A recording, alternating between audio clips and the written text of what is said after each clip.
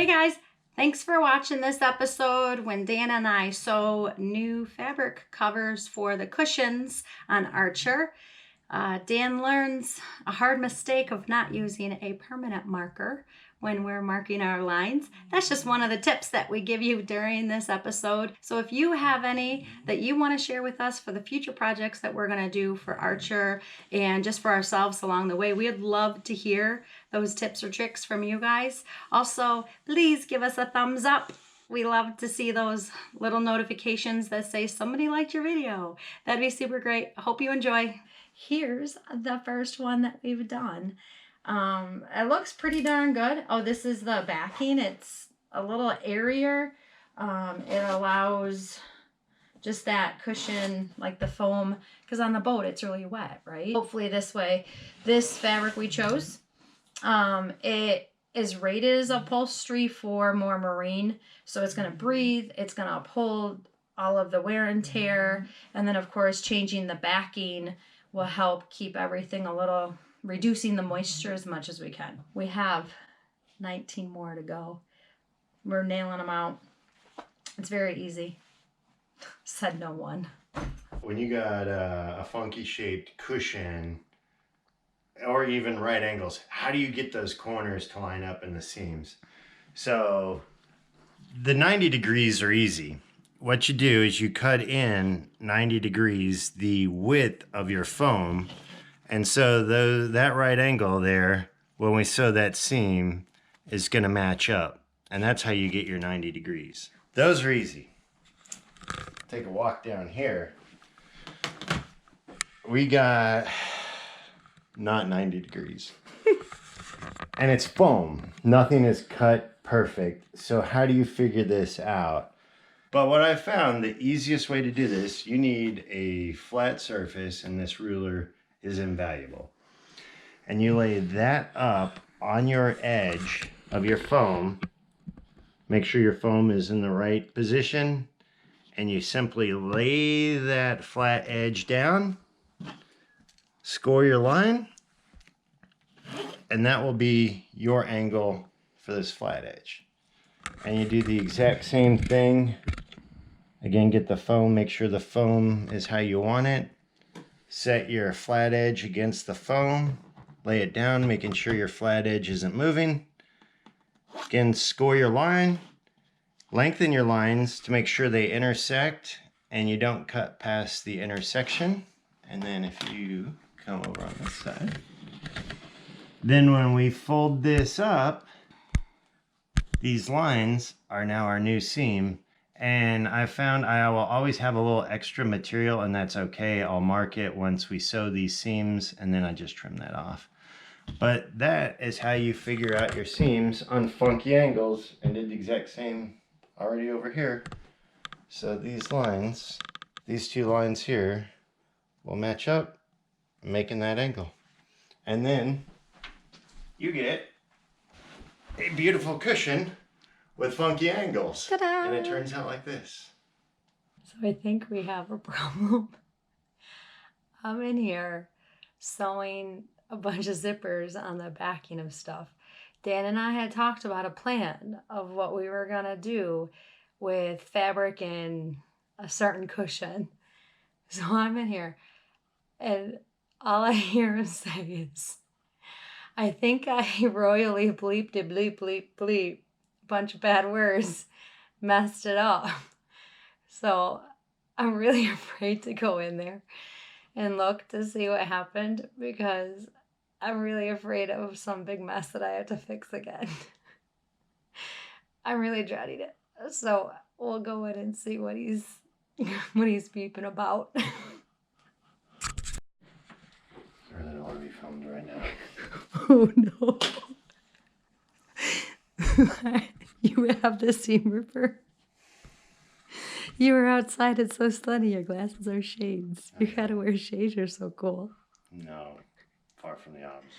Far from the truth. Are you upset right now? I'm very upset right now. Did you take a breather? I did. It didn't really help. Okay. So not only, and this is 100% my fault, You did exactly what I wanted you to do. Was tell you what to do that you didn't listen. You were supposed to supervise me every step of the way, and you weren't. Sorry. So That's my fault. not only did we sew I requested the incorrect seam to be sewn together. That's not the worst part of it. Wait. What do you mean the incorrect seams sewn together? It's like a 70-inch seam, not a whatever with. So the seam that I asked you about 10 times, do I sew this seam and you got all smarty pants about I it? taped the wrong one together. Yes, I'm admitting fault. So you're smarty pants to me when I asked multiple times. It should. Okay. You're laughing. That's not the worst part of this. Oh my gosh. It gets worse. Okay. Like an idiot. I am an idiot. Instead of marking the bad side of the cloth with permanent marker, I marked the good side of the cloth with permanent marker. Oh, baby, I asked you not to use the permanent marker. Separate it first. I can fix it. All right, this is a hot mess. I gotta figure out how I'm gonna fix this. She's gotta go. I gotta go. The useful information that sometimes you have helps when mishaps happen. So I recalled if you use rubbing alcohol on permanent ink, it removes said permanent ink from the fabric. So we're rubbing out these permanent marker lines with rubbing alcohol. So here, it's just a little wet, but it's helped coming off. My tip for you guys, don't use permanent marker. Use a soapstone, use a piece of chalk, pencil even. Just don't use permanent marker. Dan's cutting some fabric. It's a nerve-wracking part for him. This all goes back to military, specialized firearms training. It's all about trigger control. Hey, Dan. Yeah. How many straight lines did you try to cut on this piece so far? A lot. More than this ruler has to offer. And then I was showing off, totally messed up my line and really dorked up this cushion. But I don't have enough fabric to do another one, so I have to fix it. So it's going to be a little tight. Maybe you gotta pay attention next time. And not quite straight. This is a wavering straight line. This is actually a sailing straight line. So here's an example why the seam ripper is my best friend. These funny shaped underline or fabrics that go on the top. The underline has to go a very specific way when you put the zipper on, because you have to put the zipper on the underside. So in the confusion of odd shaped zipper moving from one room to another, marked it to go on the wrong side. So just did all that sewing, and now I get to take the zipper off and put it on the right side. Tip for you guys. There is no right or wrong side to this underlined fabric like there is on the top cushion. So in the future, when Dan cuts it out, we're going to make sure that we're denoting which side is the right side and the wrong side.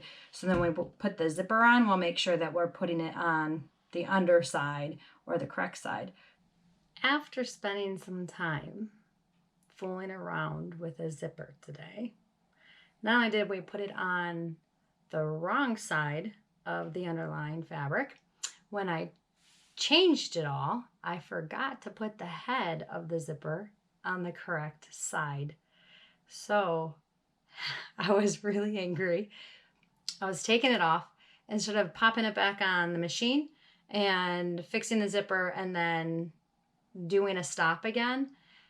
decided it was probably best for everyone if I just melted a stop on the zipper instead of doing it on the sewing machine. And that worked very well. Coming here today to share some more tips that we have discovered along the way. When you're redoing any cushions, whether it's on the boat, outdoor stuff, furniture, who the heck knows, always label the foam. Top, bottom, left, right, front, back, whatever it is. And then also as you're building and cutting out your fabric, label that too. Use a chalk pen or a soapstone, something, so that when you're laying out the fabric, it kind of makes sense.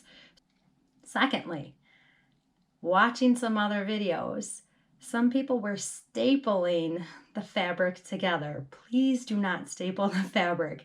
That is horrible. It ruins the integrity of the fabric. And then trying to take those staples out, you might miss some. That's not a great idea. They make this really cool stuff called a basting tape. We have the basting tape. So all you've got to do is we'll just say I'm going to put these together here. I want to put this on here. Just now rip this. So that's ripped. And that's the edge. Oops. Comes on and off so you can reposition however you want. You put that on the edge. Of course, that's a 1/4 inch basting tape. They come in a 1/4 inch, 5/8, 1/2 inch, whatever you want it to be. That will help. Now, I'm just going to take this protector off. And then if I want to sew there, all I have to do is match that end to that end. Bam. Now it's stuck together. So then when I go to the sewing machine, these aren't going to shift. These aren't going to move, especially when you have the funny shaped things. It works really well when you're sewing the zipper on because then it's holding the zipper. The foot of the sewing machine kind of pushes the zipper along the way and repositions it. Using the basting tape is a really great way to keep the fabric holding still. Sailor Dan. Yes. How are you feeling on this cushion remaking process? Well, first and foremost, my back is killing me. B, I would like to take the time to apologize to my home economics teacher back in middle school. I don't even know her name because I wasn't there much and I was probably. And finally, I think it's going pretty darn good for someone that's never sewn and you that has a lot more sewing experience than me, but never done anything like this. I think it's going pretty good. So here we are at a critical juncture. We have the second of the two most difficult cushions to finish up. As you can see, it's mostly done.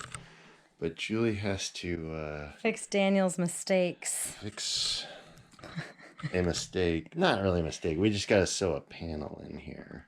I thought I was making Julie's job easy. Yeah, but not evidently so much. it wasn't.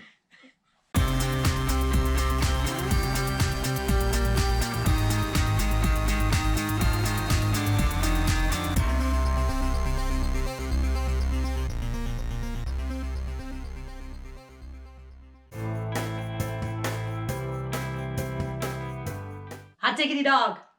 We did it. We are finally done with all these cushions. It was really exhausting having to do things multiple times. Both mentally and physically. More mentally. No. Measure 3 times, cut once. That's really good advice. I think overall it was a good experience. It allowed us to really learn how this sewing machine worked versus the typical one that I am used to, just a home sewing machine. Our next video that we'll be uploading is our review on this sewing machine after we've used it, got to know it. We'll give our thoughts about that. And I know as we were making this video and Julie was talking about some of the fabrics we were using, at that point in time, we forgot what they were called. We'll have a link to everything down below in the description of the types of fabrics and everything we used. And we would love to know what your guys' thoughts are. We love to hear your comments. Love to interact with you guys. So it'd be really great if you could leave us some comments down below in the comment section. Yeah.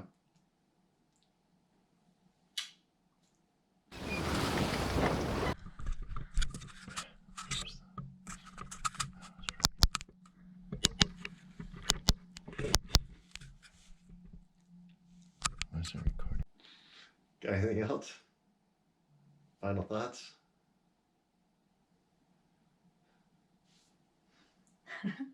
What do you do? I think that's it.